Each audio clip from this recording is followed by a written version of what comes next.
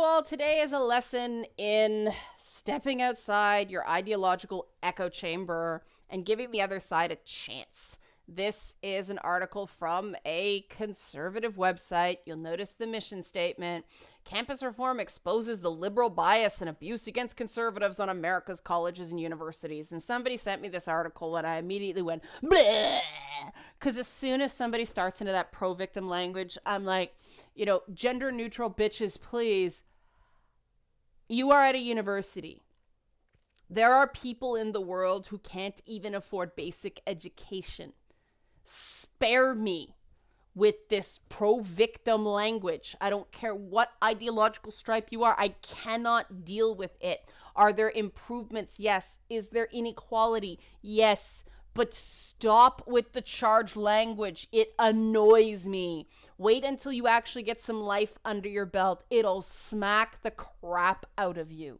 But speaking of which, if you like this stuff, because this is a rant, which means lots of swears and hulking out and taking cheap shots I normally don't necessarily take. If you like this stuff, become a monthly patron. This is my 5th attempt at tackling this because I just went too below the belt. In previous times, I wasn't proud of where I went. This is how angry it has made me. Now, apparently, anyone who matters likes angry Leanna. I have a good authority on Twitter. You guys like me hulking out. But this just, bullshit drives me crazy, right? Bullshit drives me crazy. Let's move on. A Seattle University professor has written a new book about the toxic meritocracy of video game culture, blaming it for deep-bred misogyny and sexist industry practices.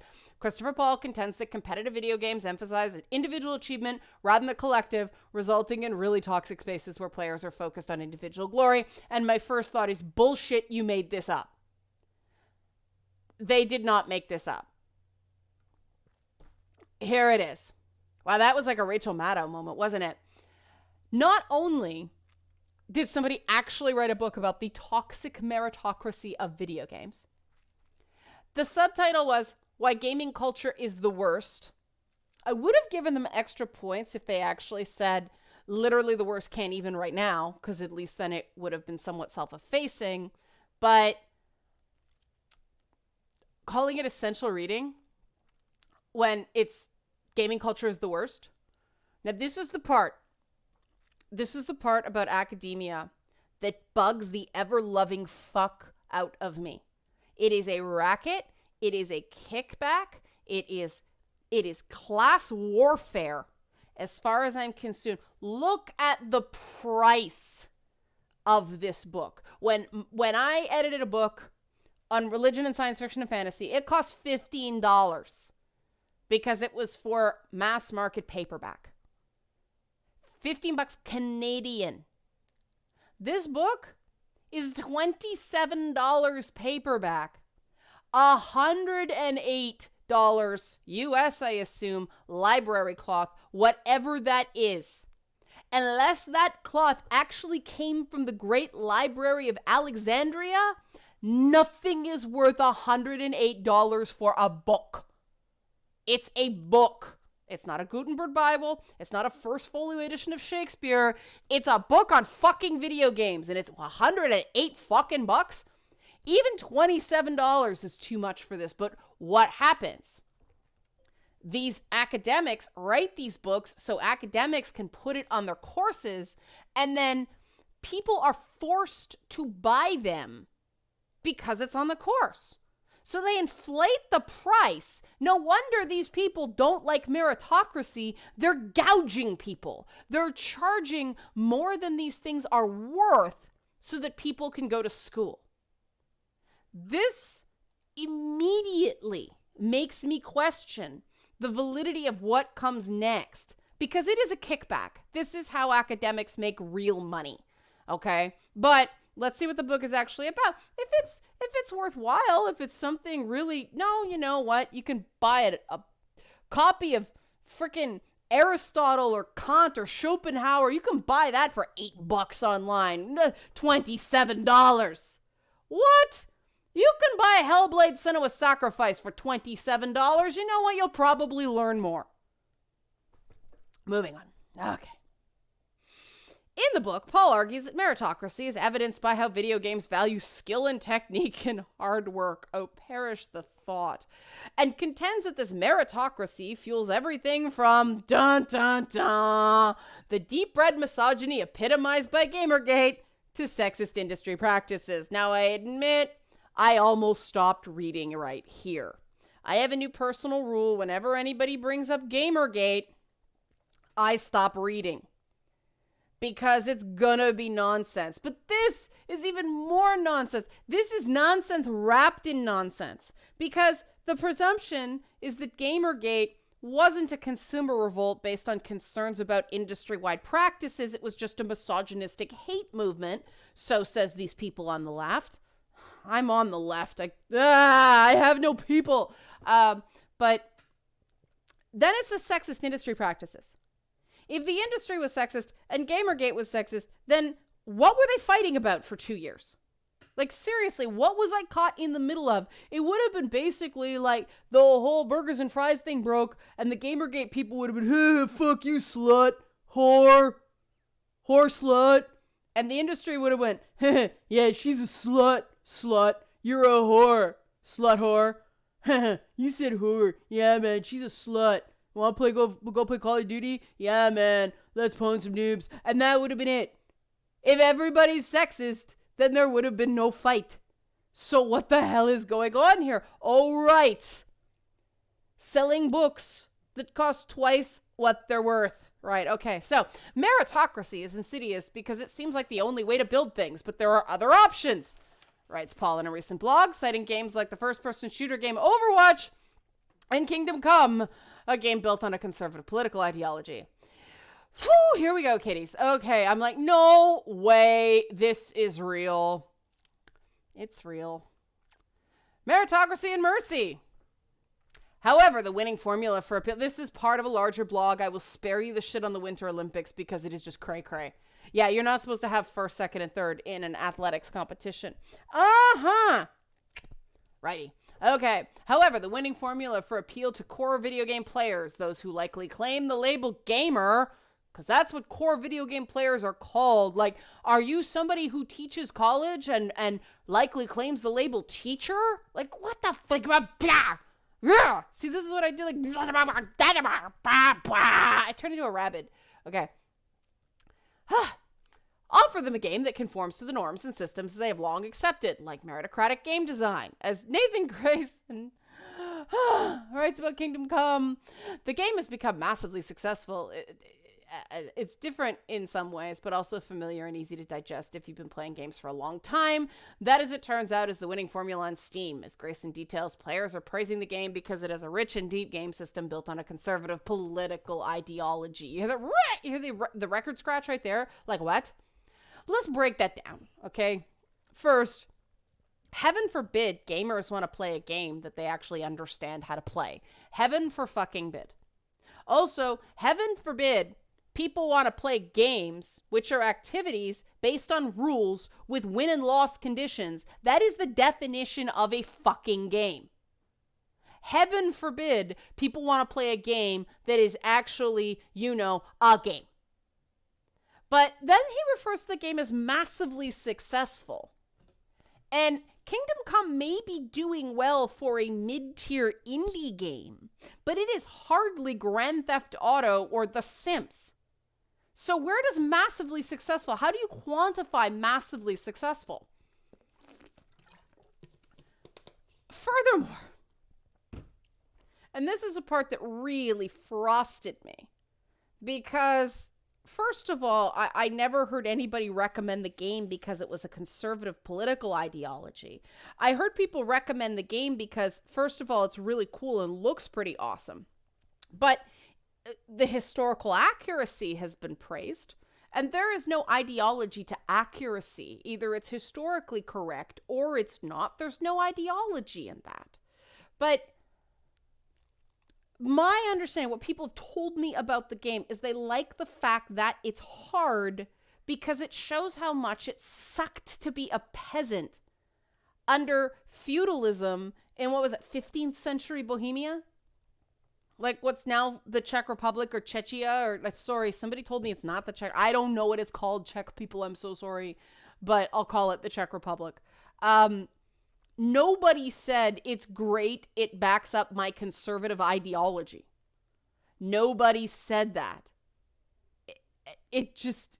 This is just made up. I do not know. Like, they claim appealing to mastery is a trademark of a meritocratic order that resounds with many. Well, yeah, because the whole idea of a game is to play to win. Otherwise, why do you play? To get better at it. It doesn't make any sense to continue to do something you suck at. Like, the human brain just works based on positive reinforcement and negative reinforcement. And getting good at something, feeling like you have a skill at something, makes the brain happy because you get positive fucking reinforcement for it. There's nothing fucking wrong with that. I told you I was going to swear a lot. Okay, moving on. This is a part that just completely frosted my ass like buttercream and marzipan right in my ass crack frosted, okay? On the other hand, mechanics that subvert traditional notions of skill, like Mercy in Overwatch, don't go after my girl Mercy, man, face a far more polarizing response. Overwatch is a first-person shooter, and although a healer role is well established, Mercy's original ultimate move resurrected defeated teammates. In announcing a change to her skills, the lead designer in the game stated that it's pretty disheartening to have Mercy just erase a team wipe with a full team res. This framing celebrates the work of players to kill opponents, but not the talent of a healer in successfully executing a difficult move to bring their team back from the brink. Mercy players face accusations of being one-tricks, who only play her character and not others. Mercy players are alleged to ruin the game, possess less skill that prevents them from playing other characters, and in some, Mercy players are hated more than other characters with similar roles. At least one professional player enjoys playing Mercy, but does so in spite of scorn from teammates. That was me taking a drink. I need a minute. First, I really like Mercy. And I am not alone. The tweak to Mercy's original ultimate move was that it broke the fucking game. Not because gamers are unhealthy, toxic, it broke the game. It meant that what was the point of anybody playing any other character but Mercy? It was the Chun-Li head stomp of Overwatch. You can just do it over and over again. You can't fucking block it. Like if you're Guile, you can do the kick if you time it properly. But it's a shitty, exploity move and no one likes it. This idea of players who only play one character and not others being mocked in a game, that doesn't make any sense. People main characters all the time. The reason people complain that a character with a super move that brings everybody back to life ruins the game is because they fucking ruin the game. But it is not true. It is objectively not true. I'm trying not to bang the table. It is not true that Mercy players are hated more than other characters with similar roles. I have the Overwatch tier rankings, okay? I have them right here. Mercy is a tier 2 character. Which means objectively, they're in the upper echelons. They are one of the more popular players to play. Like, if you want to talk about Bastion or Symmetra, Symmetra and support class, not healing class, support class, she's disliked because she doesn't make any sense as a support character. She's more of a defensive character. It doesn't make any sense to have Symmetra as a support character. She doesn't offer the things, that you want in support. I don't know why they continue this, and it's too bad, because Symmetra is the autistic character. For people who don't know, the character on the autism spectrum, and I want them to give her some heals so there's actually a benefit to playing her in competition, because you need a healer in competition. It's like, the funny thing is that some of these characters that are not terribly popular in the competitive tiers, they are actually very popular in the sort of more casual fandom stuff. it just, Tracer doesn't rank very high. Tracer is an incredibly popular character. There are better offense characters than Tracer. But she's still fun to play. It just, if you're going to make a comment like Mercy players are hated more than other characters, check the rankings before you make a claim like that. It is objectively not true.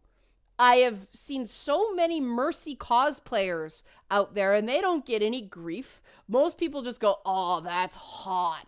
Like I do. Mercy is objectively hot. And that's, there's nothing wrong with that. Nothing wrong with that. I mean, she's not the most popular support character, but to say she's more hated, based on what? Based on a couple of anecdotal bad experiences with douchebags? Like, come on. It's just, I do not see any, pardon the pun, support for the idea that Mercy is a particularly unpopular support character. And this is the stuff that makes me mad. Well, this is the original article, not the blog.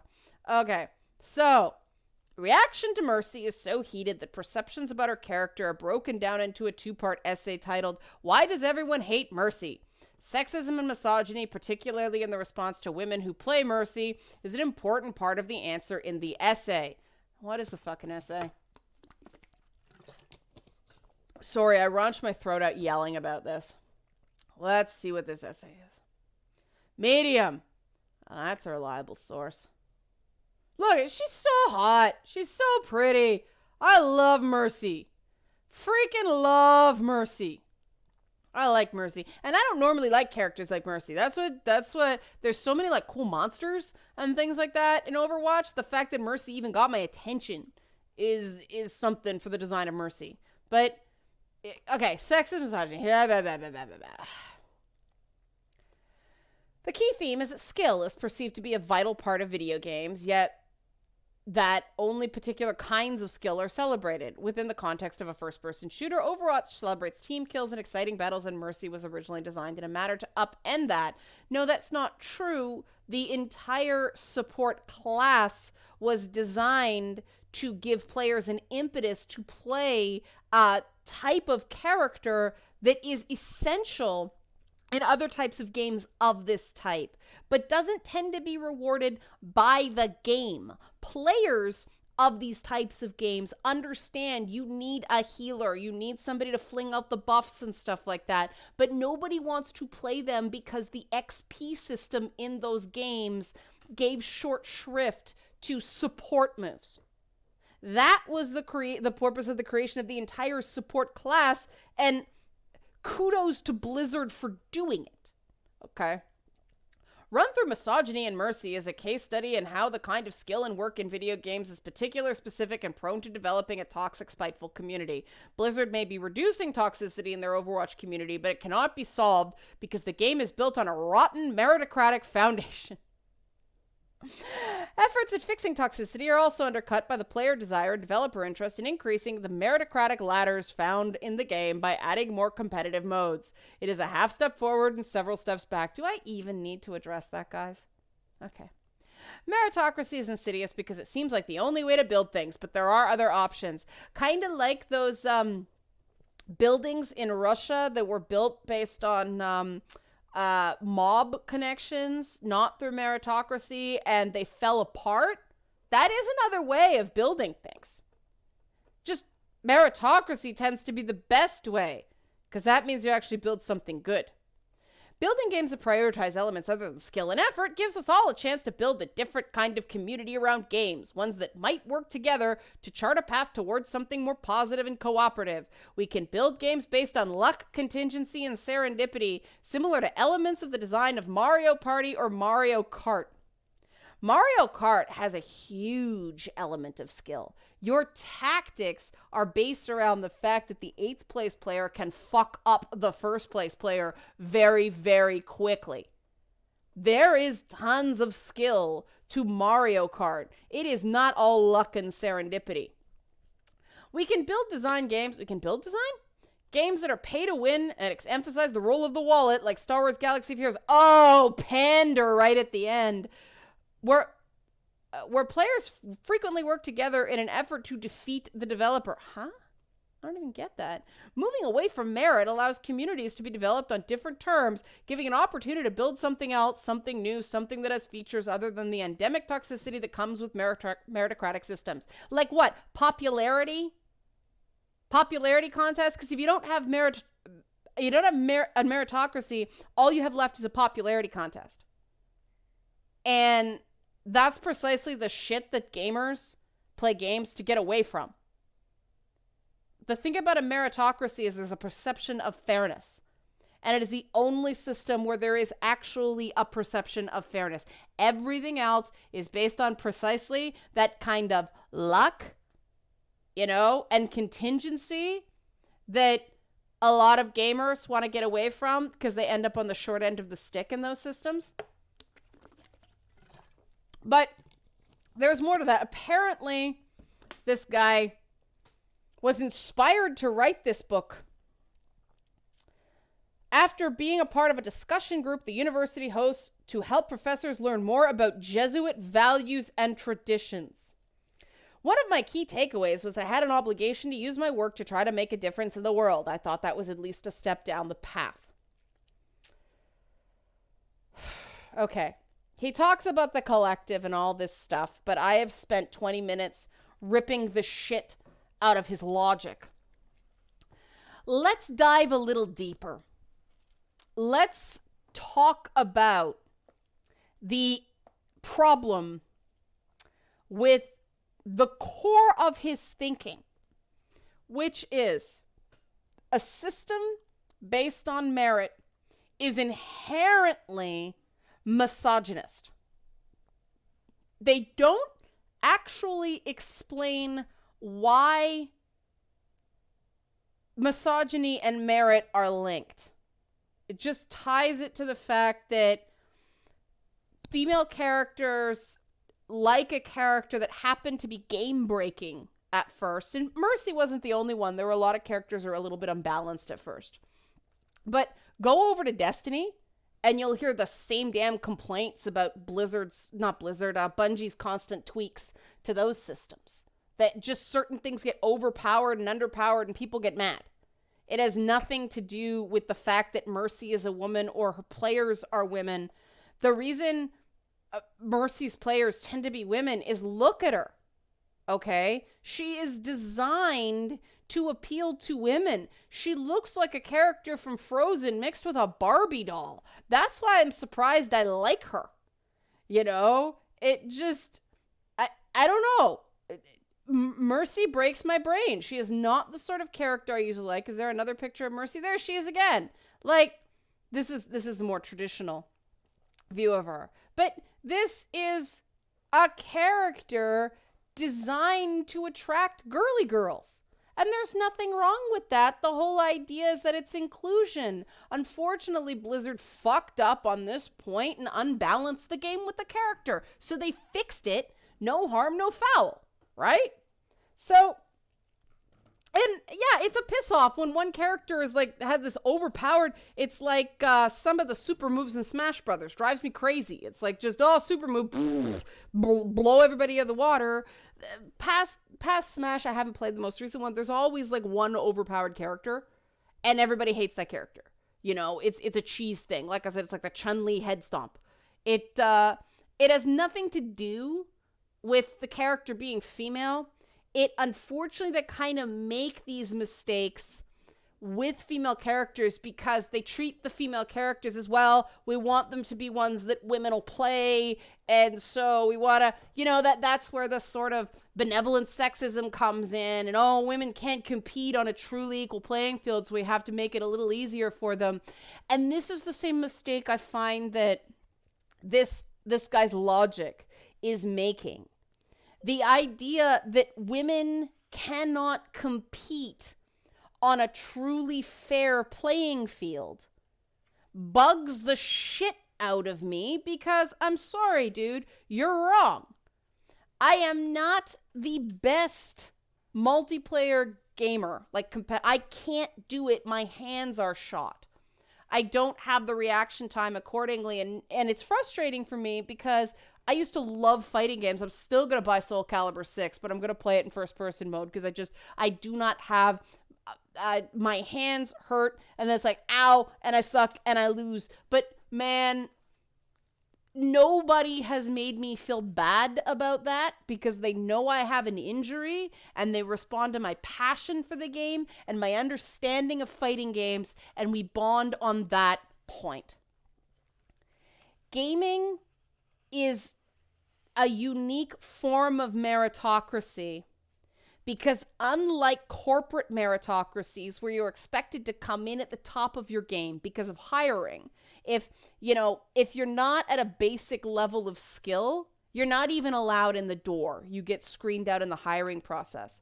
Games are different. Games recognize everybody starts off sucking.